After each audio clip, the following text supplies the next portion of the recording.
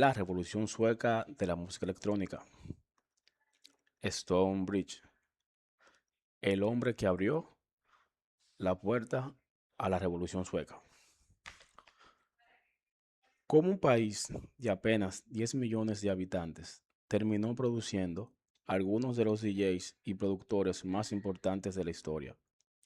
¿Cómo fue posible que de un mismo lugar surgieran nombres como Eric Bridge, Sweet House Mafia, Avicii, Alesso, Axwell, Sebastián Ingrosso, Steve Angelo, entre otros?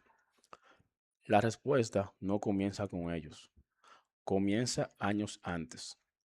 Hoy nos toca viajar a la Suecia de principios de los años 90 para conocer la historia de un hombre que, sin proponérselo, ayudó a cambiar la percepción de un país entero dentro de la música electrónica. Su nombre es Stonebridge. Y aunque hoy no tenga la fama de quienes vinieron después, su historia merece ser contada. Antes de la revolución. Hoy hablar de Suecia es hablar de la excelencia en la producción musical, pero hace más de 30 años el panorama era muy distinto. La música house estaba viviendo una auténtica revolución. Chicago había visto nacer el género. Detroit estaba redefiniendo la música electrónica. Nueva York y Londres marcaban la tendencia. Mientras tanto, Suecia apenas aparecía en el mapa. Nadie imaginaba que aquel país terminaría convirtiéndose en una potencia mundial de productores. Y fue en ese escenario donde un joven llamado Sten Hansson comenzó a obsesionarse con una idea: entender el por qué algunas canciones hacían vibrar una pista de baile. Un joven que quería entender el house. A finales de los años 80 no existían tutoriales, no existían plataformas de streaming. Si querías aprender, tenías que escuchar, comprar vinilos, analizar cada detalle, probar, equivocarte y volver a empezar. Eso hacía este joven. Mientras otros soñaban con ser famosos, él quería comprender cómo se construía un gran tema de house. Aquella obsesión sería el primer paso hacia algo mucho más grande.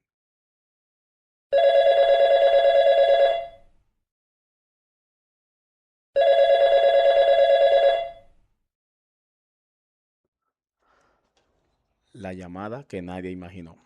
A principios de los años 90, él buscaba hacerse un nombre como productor y remezclador. Convencido de que podía aportar algo diferente, tomó el teléfono y llamó al sello británico Champion Records. Su pregunta fue sencilla: ¿tienen alguna canción que necesite un remix? Del otro lado de la línea le hablaron de una cantante estadounidense llamada Robin S. La canción se llamaba Show Me Love. En ese momento era solo otro lanzamiento con potencial. Strong aceptó el trabajo y preparó un primer remix. Lo envió con ilusión. La respuesta fue un golpe inesperado. Fue rechazado. El sello consideró que seguía sonando demasiado parecido a la versión original. Muchos habrían pasado a otro proyecto, pero Bridge decidió empezar desde cero. El remix que cambió la historia. De regreso en el estudio, tomó una decisión radical. Conservó la voz, conservó la esencia, pero reconstruyó casi todo lo demás.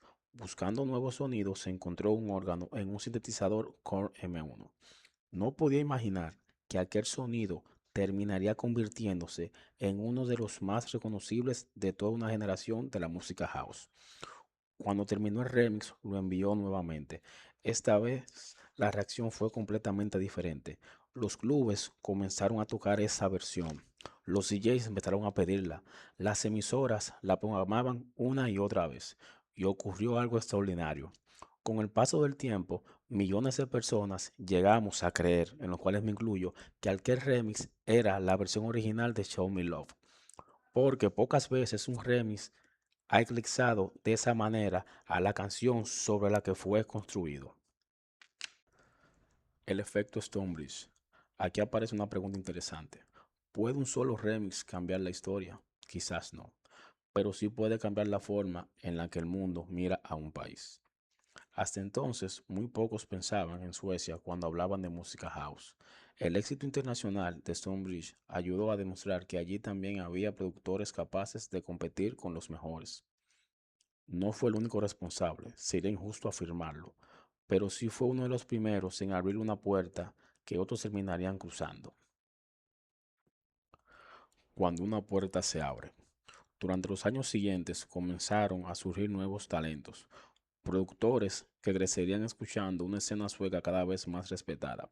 Llegó Eric Pritch con una obsesión casi enfermiza por la perfección del sonido. Después aparecerían Axwell, Sebastian Ingrosso y Steve Angelo, quienes cambiaron la historia de los festivales con su House Mafia. Más adelante surgió un joven llamado Tim Berlin, que el mundo conoció como Avicii. Cada uno escribiría su historia, pero todos formarían parte de una revolución que habría comenzado años antes. La historia suele recordar a quienes llenan estadios, a quienes venden millones de discos, a quienes encabezan los festivales más importantes del planeta, pero pocas veces recuerda a quienes prepararon el terreno. Stonebridge nunca fue el DJ más mediático de su generación, sin embargo, ayudó a demostrar que el talento sueco podía competir al más alto nivel, y a veces eso es suficiente para cambiar una historia. Porque antes de Levers, antes de Don't You Worry Child, antes de Carol Me, hubo un productor que decidió hacer una llamada que terminó convirtiéndose en uno de los remixes más importantes de la historia del house. Su nombre era Stonebridge, y aunque muchos no lo sepan, toda revolución tiene un primer paso, y esta fue la historia o la piedra de la revolución sueca de la música electrónica. Mientras Stonebridge comenzaba a conquistar clubes alrededor del mundo, un adolescente sueco pasaba horas encerrado perfeccionando un sonido que años después revolucionaría el Progressive House. Su nombre era Eric Priest, del cual les hablaré en el siguiente episodio de esta interesante serie.